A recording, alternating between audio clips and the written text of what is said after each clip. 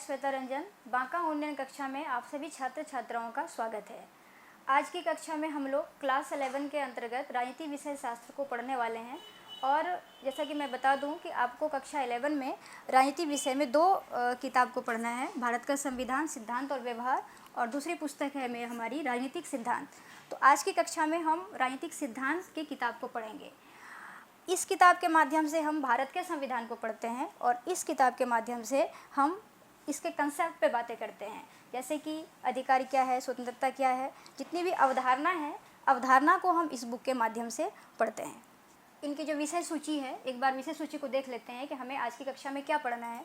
तो इस किताब में कुल 8 अध्याय हैं और इसमें से हमें पाठ 2 स्वतंत्रता आज की कक्षा में पढ़ना है। तो आइए देखते हैं स्वतंत्रता क्या है।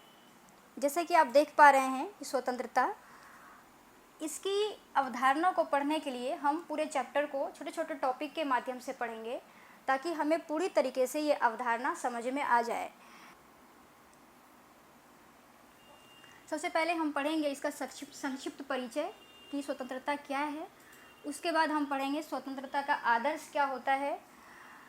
तीसरा है स्वतंत्रता क्या है, प्रतिबंधों की आवश्यकता पढ़ेंगे, हानि सिद्धांत पढ़ेंगे, सकारात्मक और नकारात्मक स्वतंत्रता क्या है और अभिव्यक्ति की स्वतंत्रता क्या है। इन सारे टॉपिक्स को पढ़ने के बाद हमारी एक अवधारणा बनेगी और इन अवधारणा के माध्यम से हम समझ पाएंगे।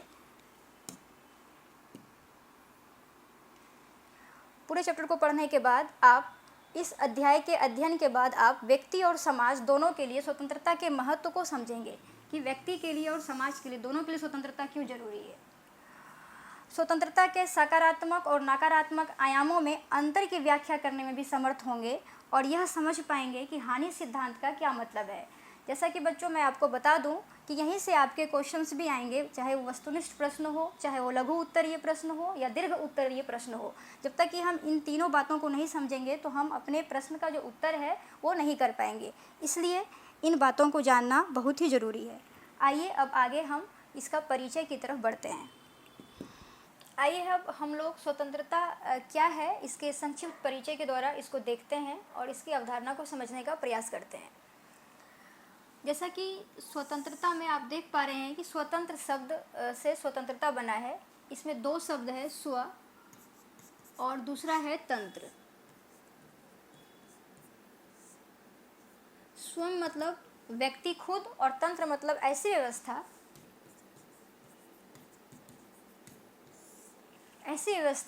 जिसमें व्यक्ति चाहता है कि उसका जो पूरा जीवन है वो अपनी मर्जी से जी सके।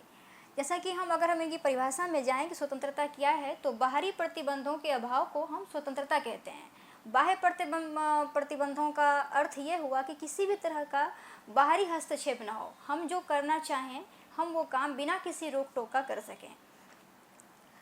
मनुष्य के व्यक्तित्व के विकास के लिए अधिकारों का अस्तित्व नितांत आवश्यक होता है और व्यक्ति के निहित अधिकारों में स्वतंत्रता का स्थान महत्वपूर्ण है। अधिकार मानव जीवन की वो आवश्यकताएं हैं जिसके बिना जीवन की कल्पना नहीं की जा सकती, क्योंकि जो काम आप करना चाहते हैं अगर उस काम को करने का आपको अधिकार ही ना दिया जाए तो आप उस काम को कैसे कर पाएंगे। और अधिकारों में भी स्वतंत्रता का अधिकार हमारे लिए अत्यंत ही महत्वपूर्ण है, क्योंकि इससे हमें छूट मिलती है, आज़ादी मिलती है कि किसी भी काम को हम किस प्रकार और किस तरीके से कर सकते हैं। स्वतंत्रता की इच्छा व्यक्ति की एक स्वाभाविक प्रवृत्ति है और इसी के आधार पर सामाजिक जीवन का निर्माण संभव है। इसका तात्पर्य ये हुआ कि हर व्यक्ति चाहता है कि हम स्वतंत्र रूप से किसी काम को करें, हमें किसी भी काम को करने में आज़ादी मिले। अगर हम मनुष्य की तो बात अलग है, अगर पशु पक्षी भी है वो भी चाहता है कि हम स्वतंत्र रहें। स्वतंत्रता सबको प्यारी है, आज़ादी सबको प्यारी है। मनुष्य का संपूर्ण भौतिक, मानसिक और नैतिक विकास स्वतंत्र वातावरण में ही संभव है। स्वतंत्र वातावरण का होना इसलिए भी आवश्यक है क्योंकि जिस व्यक्ति में जिस प्रकार की प्रतिभा छुपी हुई है उस प्रतिभाओं का पूर्ण विकास तभी संभव है जब उनको अवसर मिले और उनको वो स्वतंत्रता का अधिकार दिया जाए, उन्हें उन अधिकार से वंचित ना रखा जाए।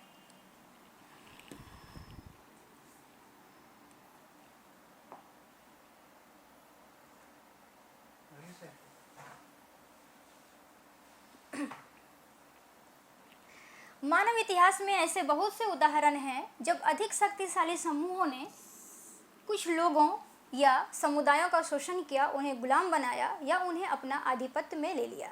जब हम इतिहास पढ़ते हैं तो आपने देखा होगा कि बहुत सा उदाहरण ऐसा देखा गया जब जो शक्तिशाली समूह थे उन्होंने कुछ लोगों का और कुछ समुदायों का शोषण किया। अगर हम भारतीय इतिहास को पढ़ते हैं और हम आधुनिक इतिहास का स्टडी करते हैं तो हम पाते हैं कि किस प्रकार अंग्रेज़ों ने भारतवासियों को गुलाम बनाया और किस तरह से उनका शोषण किया।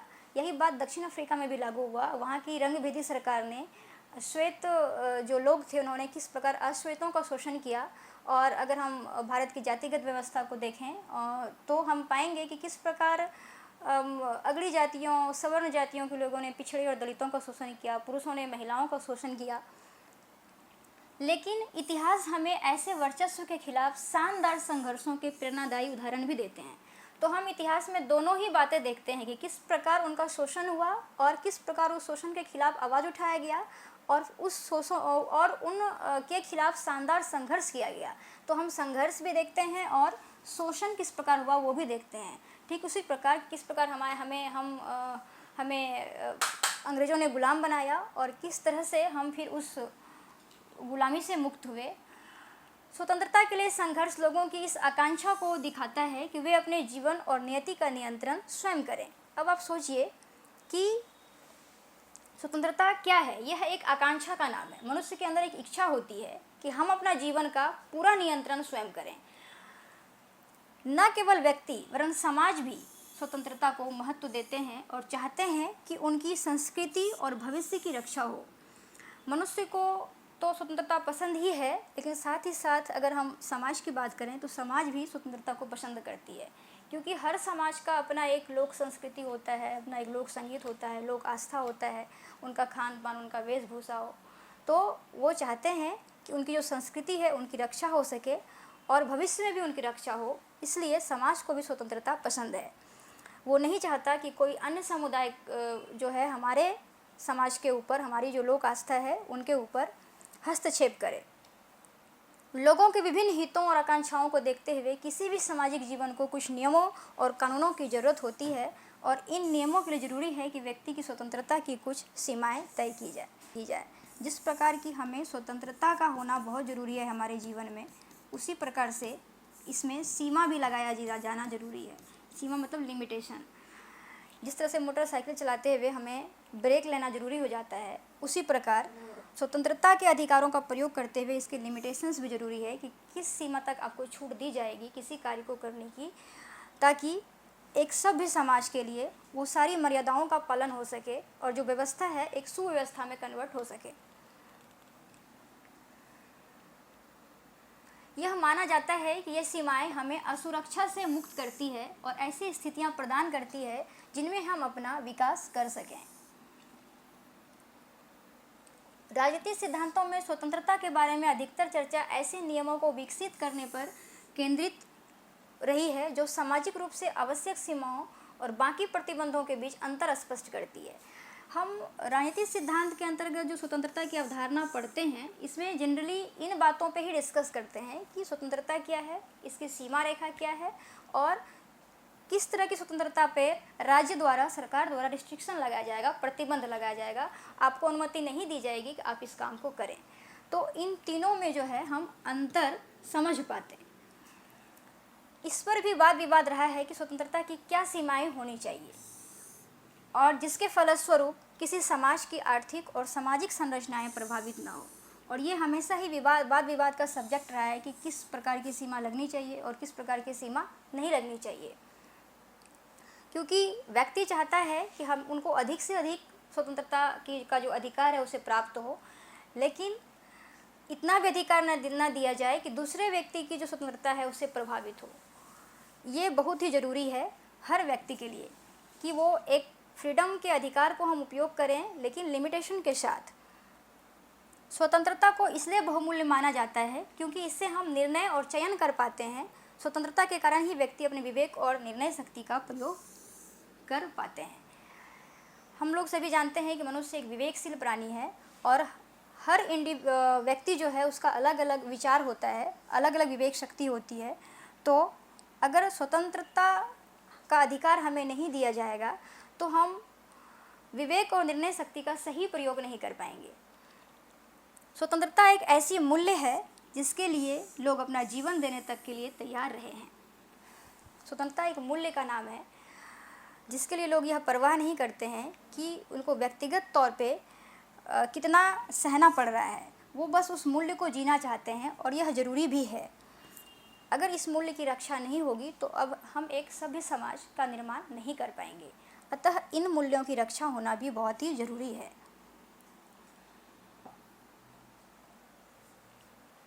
आइए अब हम पढ़ते हैं कि स्वतंत्रता का आदर्श क्या है। आदर्श का तात्पर्य है कि जैसे कि कोई भी व्यक्ति है, उसका कोई ना कोई आदर्श होता है और वो जो आदर्श है वो उसके लिए प्रेरणा स्रोत का काम करता है। जैसे कि हमारा किसी बच्चा है, उसका आदर्श विवेकानंद है, स्वामी विवेकानंद से वो बहुत प्रभावित है। किसी का आदर्श टैगोर है, किसी का महात्मा गांधी है। तो हम आज ये जानेंगे कि स्वतंत्रता का आदर्श क्या है। तो इस आदर्श को हम दो एग्जाम्पल के माध्यम से देखेंगे, एक नेल्सन मंडेला और दूसरा है आंग सान सू की। तो पहले हम नेल्सन मंडेला जी को देखते हैं कि इन्होंने ऐसा क्या किया कि स्वतंत्रता के लिए आदर्श बन गए। नेल्सन मंडेला दक्षिण अफ्रीका के एक महान नेता थे और उन्होंने रंग भेद के खिलाफ संघर्ष किया। दक्षिण अफ्रीका में 20% आबादी गोरों की थी, श्वेत जिसको हम कहते हैं, और 80% आबादी वहाँ पर काले लोगों की थी, अश्वेत। तो वो 20% आबादी जिसकी गोरों की थी वो अश्वेतों के ऊपर बड़ा ही अत्याचार करते थे। उनको सारे अधिकार प्राप्त नहीं थे जो गोरे लोगों के थे। तो वहाँ की सरकार ने काले लोगों के अधिकारों को बुरी तरह से दबा रखा था। अतः नेल्सन मंडेला ने अफ्रीकन नेशनल कांग्रेस के नेतृत्व में रंग भेद के खिलाफ आंदोलन और संघर्ष करना शुरू किया। नेल्सन मंडेला जी को बहुत ही बुरा लगा कि ये तो बहुत ही गलत है कि कुछ लोगों को उनके अधिकारों से वंचित किया जा रहा है। अतः वह अफ्रीकन नेशनल कांग्रेस में जुड़ गए और उनके खिलाफ, रंग भेद के खिलाफ आंदोलन करना शुरू किया और संघर्ष करना शुरू किया, जिसके फलस्वरूप वहाँ की तत्कालीन सरकार ने काले लोगों के नागरिक अधिकारों को और अधिक प्रतिबंधित कर दिया। उनके अधिकार को दबाने का प्रयास किया गया और जितना प्रतिबंधित किया गया था उससे ज़्यादा ही प्रतिबंधित किया गया। मंडेला को रंग भेद शासन के खिलाफ विद्रोह करने के आरोप में गिरफ्तार कर 28 वर्ष तक जेल की कोठरियों में कैद रखा गया। क्योंकि नेल्सन मंडेला जी ने रंग भेद के खिलाफ प्रदर्शन करना शुरू किया, आवाज़ उठाना शुरू किया, तो नेल्सन मंडेला जी को ही उन्होंने कारावास में डाल दिया और जिस समय कारावास में डाला गया उन्हें आजीवन कारावास की सज़ा सुनाई गई। अंततः दक्षिण अफ्रीका की सरकार ने 1990 में उन्हें रिहा किया और 1994 में दक्षिण अफ्रीका में पहली बहुपक्षीय चुनाव हुए जिसमें नेल्सन मंडेला को देश का पहला राष्ट्रपति चुना गया। लंबे संघर्षों के बाद आखिर में उन्हें 1990 को रिहा किया गया, क्योंकि किसी भी देश की जो बहुसंख्यक आबादी होती है आप उसको बहुत दिन तक नहीं दबा सकते। गोरों की आबादी वहाँ पे 20% थी और 80% वहाँ पे अश्वेत आबादी थी, इसलिए वो बहुत दिन तक ऐसा नहीं कर पाए और अंत में उन्हें नेल्सन मंडेला जी को रिहा करना पड़ा 1990 में और वहाँ पे चुनाव हुए और नेल्सन मंडेला देश का पहला राष्ट्रपति चुना गया।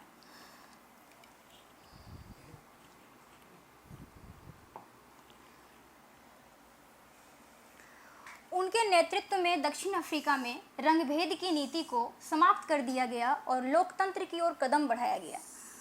इस प्रकार उन्होंने रंगभेद के खिलाफ संघर्ष कर देश को स्वतंत्रता दिलाने में महत्वपूर्ण भूमिका निभाई। नेल्सन मंडेला का जीवन स्वतंत्रता, समानता और मानवाधिकार के लिए प्रेरणा स्रोत बन गया और जब नेल्सन मंडेला जी वहाँ के राष्ट्रपति बने तो उन्होंने इस रंग भेद जो है इस शासन व्यवस्था को ही ख़त्म कर दिया और लोकतंत्र की ओर वहाँ पर कदम बढ़ाया गया। नेल्सन मंडेला अपनी आत्मकथा लॉन्ग वॉक टू फ्रीडम में दक्षिण अफ्रीका के काले लोगों द्वारा झेले गए अपमान, कठिनाइयों और पुलिस अत्याचार के बारे में बताते हैं। और जब ये पूरा संघर्ष समाप्त हो गए और नेल्सन मंडेला जी वहाँ के राष्ट्रपति बन गए तो उन्होंने एक अपना ऑटोबायोग्राफी लिखा, लॉन्ग वॉक टू फ्रीडम, और इस किताब के माध्यम से उन्होंने वहाँ की स्थितियों को दिखाया गया कि किस प्रकार वहाँ पे रंगभेदी शासन व्यवस्था थी और लोगों को क्या क्या अत्याचार सहने पड़ते थे और क्या क्या कठिनाइयों का सामना करना पड़ता था। आइए हम अब आपके जो बुक में पैराग्राफ है उसको रीडिंग करके समझते हैं कि इस किताब में क्या लिखा गया है ऐसा।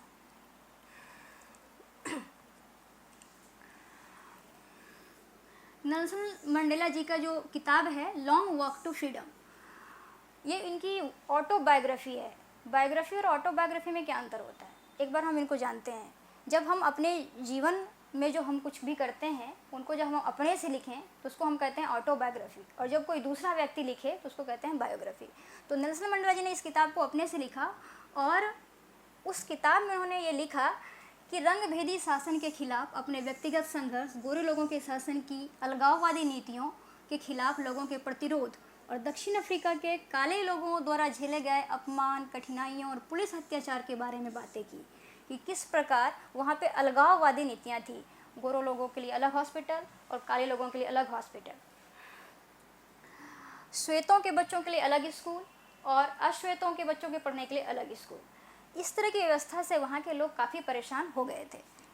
अलगाववादी नीतियों में एक शहर में घेराबंदी किए जाने, देश में मुक्त आवागमन पर रोक लगाने से लेकर विवाह करने से मुक्त चयन तक प्रतिबंध लगाना शामिल है। लोग विवाह भी अपनी मर्जी से नहीं कर सकते थे, इस तरह की व्यवस्था दक्षिण अफ्रीका में थी। अलगाववादी नीति का मतलब ये होता है कि अलग अलग व्यवस्था करना। ऐसा कि आप देख पा रहे हैं कि एक शहर में घेराबंदी किए जाने और मुक्त आवागमन पर रोक लगाने, मतलब देश के लोग देश के ही अंदर दूसरे शहर नहीं जा सकते, इस तरह की नीतियाँ वहाँ पर थी। सामूहिक रूप से इन सभी प्रतिबंधों को नस्ल के आधार पर भेदभाव करने वाली रंगभेदी सरकार ने जबरदस्ती लागू किया था। लोग इस तरह की व्यवस्था का विरोध करते थे, लेकिन चूंकि शासन में गोरे लोग थे और जो शासन में होते हैं, सत्ता में होते हैं, वो चाहते हैं मनमाना आरोप थोपने का प्रयास करते हैं। इस तरह से वहाँ की रंगभेदी सरकार ने जबरदस्ती इस तरह के नियम प्रतिबंध अश्वेतों के लिए लगाए थे। मंडेला और उनके साथियों के लिए इन्हीं अन्यायपूर्ण प्रतिबंधों और स्वतंत्रता के रास्ते में बाधाओं को दूर करने के संघर्ष, लॉन्ग वॉक टू फ्रीडम, स्वतंत्रता के लिए लंबी यात्रा, लॉन्ग वॉक टू फ्रीडम का ही अनुवाद है स्वतंत्रता के लिए लंबी यात्रा। तो इन सारे संघर्षों को उन्होंने अपनी किताब में लिखा है, मेंशन किया है कि किस प्रकार की वहाँ पर व्यवस्था थी, किस प्रकार पुलिस अत्याचार करते थे। विशेष बात यह है कि मंडेला का संघर्ष केवल काले या अन्य लोगों के लिए ही नहीं वरन श्वेत लोगों के लिए भी था, क्योंकि वो नहीं चाहते थे कि किसी भी समाज में इस प्रकार की दोहरी नीति हो। जो भी अधिकार है वो सभी को दिया जाए, देश में रहने वाले सभी लोगों को वो अधिकार दिए जाएं, उसकी आबादी कम हो या ज़्यादा हो, बहुसंख्यक हो या अल्पसंख्यक हो, लेकिन अधिकार सभी को मिलनी चाहिए। ऐसा नेल्सन मंडेला का सिद्धांत था। इसी स्वतंत्रता के लिए मंडेला ने अपने जीवन के 27 वर्ष जेल की कोठरियों के अंधेरे में बिताए। कल्पना कीजिए कि अपने यौवन का किसी आदर्श के लिए होम कर देना, अपने दोस्तों के साथ बातचीत करने, अपने प्रिय खेल, मंडेला बॉक्सिंग पसंद करते थे, खेलने, पसंद के कपड़े पहनने, अपना प्रिय संगीत सुनने जैसे आनंदों को छोड़ देना और जीवन के अंग रहे उत्सवों का त्याग कर देने का क्या मतलब होता है। कल्पना कीजिए कि आपने यह सब छोड़ दिया है क्योंकि आप अपने लोगों की आज़ादी के अभियान चला रहे हैं। नेल्सन मंडेला जी ने अपने व्यक्तिगत जीवन में जो उनको पसंद नापसंद की चीज़ें थी उनको सबको उन्होंने छोड़ दिया। सिर्फ और सिर्फ एक ही उनका अभियान था कि हमें अपने देश के लोगों को इस तरह के डिस्क्रिमिनेशन से मुक्ति दिलाना है, और ये तभी होगा जब हम उनके खिलाफ संघर्ष करेंगे और संघर्ष करने में सक्षम हो पाएंगे। उन्होंने अपने निजी जीवन के बहुत त्याग कर दिए। नेल्सन मंडेला को बॉक्सिंग पसंद थी, बॉक्सिंग खेलना, जैसे कि हम लोगों को भी किसी को कोई खेल पसंद होता है, किसी को म्यूजिक सुनना पसंद होता है, कोई अपने जीवन में बहुत आगे बढ़ना चाहता है, अपना करियर बनाना चाहता है, लेकिन उन सब चीज़ों को छोड़ करके अपने निजी जीवन को पूरी तरीके से छोड़ करके सिर्फ और सिर्फ अपने देश के लोगों के लिए जीना नेल्सन मंडेला से कोई सीखे। अपने एकांकी कोठरी में बंद रहना चुना और आपको यह भी नहीं पता कि आपको जेल में कब छोड़ा जाएगा। स्वतंत्रता के लिए मंडेला ने व्यक्तिगत रूप से बहुत ही भारी कीमत चुकाई। इस प्रकार से हम देखते हैं कि नेल्सन मंडेला ने किस प्रकार स्वतंत्रता के लिए अपना निजी जीवन के जो पसंद नापसंद थे उनकी परवाह किए बिना अपनी देश की आज़ादी के लिए संघर्ष किया, और एक लंबी संघर्ष के बाद अंततः उनकी जीत हुई, देश के राष्ट्रपति ही बने और रंगभेद को समाप्त किया। अब हम आइए एक और एग्जाम्पल के माध्यम से देखते हैं कि स्वतंत्रता के आदर्श क्या हैं।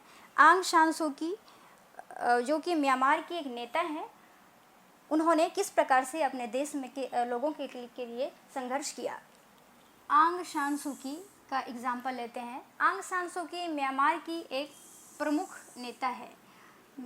जिन्होंने अपने देश में लोकतंत्र और स्वतंत्रता के लिए लंबा संघर्ष किया, वह गांधी जी के अहिंसा के सिद्धांतों से प्रभावित थी। आंग सान सू की म्यांमार की रहने वाली हैं और म्यांमार का पुराना नाम बर्मा भी था। यह म्यांमार जो देश है वो भारत के पूर्वोत्तर राज्यों से सटा हुआ है। इन्होंने भी अपने देश में स्वतंत्रता के लिए लंबा संघर्ष किया और यह गांधी जी के विचारों से प्रभावित थी। आंग सान सू की ने सैन्य शासन के खिलाफ संघर्ष एवं प्रदर्शन किया, जिसके कारण वहाँ की सरकार ने उन्हें घर पर ही लंबे समय तक नज़रबंद कर दिया गया। तो वहाँ की व्यवस्था भी कुछ दक्षिण अफ्रीका के तरह ही थी। दक्षिण अफ्रीका में रंगभेदी शासन थी और यहाँ पर सैन्य शासन था, और सैन्य शासन के खिलाफ आंग सान सू की ने विरोध करना शुरू किया, क्योंकि लोगों को यहाँ भी दबाया जाता था, उनके अपने मौलिक अधिकारों से उन्हें वंचित रखा जाता था। उन्हें अपने बच्चों के तथा पति से अलग रखा गया और यहाँ तक कि जब उनके पति कैंसर के कारण मौत से जूझ रहे थे तब भी उनसे मिलने नहीं दिया गया। आंग सान सू की को घर में ही नज़रबंद कर दिया गया। घर में नज़रबंद का तात्पर्य होता है कि घर में ही जेल जैसा माहौल, आप किसी से मिल नहीं सकते, कहीं जा नहीं सकते, और इस तरह का प्रतिबंध घर में ही लगाया जाता है। और प्रतिबंध ऐसा था कि वह अपने बच्चों से नहीं मिल सकती थी, वह अपने पति से नहीं मिल सकती थी, और यहाँ तक कि जब उनके पति कैंसर जैसे बीमारी से जूझ रहे थे तब भी उन्हें उनसे मिलने नहीं दिया गया। आंग सान सू की अपनी पुस्तक फ्रीडम फ्रॉम फियर, भय से मुक्ति में बताती है कि मेरे लिए वास्तविक मुक्ति भय से मुक्ति है। भय से मुक्त हुए बिना आप गरिमापूर्ण मानवीय जीवन नहीं जी सकते। लेकिन आंग सान सू की ने इतना कुछ होने के बावजूद भी स्थितियों का सामना किया और एक किताब आप देख सकते हैं, फ्रीडम फ्रॉम फियर, उन्होंने लिखा और उसने उन्हें बताया कि किस प्रकार हमें बिल्कुल भी चिंता नहीं करनी चाहिए, हमें वर्तमान सत्ता से भी नहीं डरना चाहिए और हमें बिना डरे बिना झुके गरिमापूर्ण मानवीय जीवन के लिए संघर्ष करना चाहिए। प्यारे बच्चों, अभी हमने देखा कि स्वतंत्रता के आदर्श क्या हैं। स्वतंत्रता एक मूल्य है जिसकी रक्षा करना हमारा दायित्व है, और आंग सान सू की और नेल्सन मंडेला के माध्यम से हमने देखा कि किस प्रकार उन्होंने स्वतंत्रता के लिए संघर्ष किया और अपने देश को उन जो उस तरह का अत्याचार वहाँ पे हो रहा था उनसे मुक्त कराया। अब आगे की कक्षा में हम देखेंगे इसके आगे। आज की कक्षा में इतना ही। धन्यवाद।